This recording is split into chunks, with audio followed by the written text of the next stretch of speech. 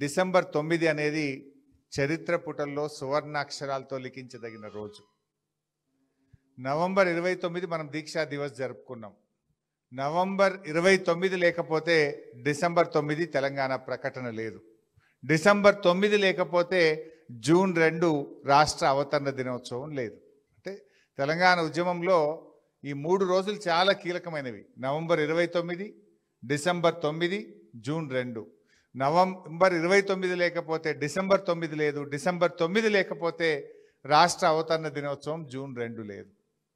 కేసీఆర్ గారు నిమ్స్ ఆసుపత్రుల్లో 11 రోజుల ఆమరణ దీక్ష, వేలాది లక్షలాది మంది ప్రజలు ఎంతోమంది వారి దగ్గరకు వచ్చారు. ఆ దీక్ష ఫలితం ఇవాళ డిసెంబర్ 9వ తేదీ ప్రకటన. ఇవాళ కొంతమంది మూర్ఖులు మాట్లాడుతున్నారు కాంగ్రెస్ నాయకులు. కేసీఆర్ దీక్షనే లేకపోతే డిసెంబర్ 9 అర్ధరాత్రి చిదంబరం ప్రకటన వచ్చేదా? దీక్ష చేయకపోతే ఢిల్లీ దిగొచ్చేదా? కేసీఆర్ దీక్ష ఫలితం, అమరుల త్యాగ ఫలితం నేటి తెలంగాణ రాష్ట్రం. దీక్షే లేకపోతే తెలంగాణ ప్రకటనే రాదు.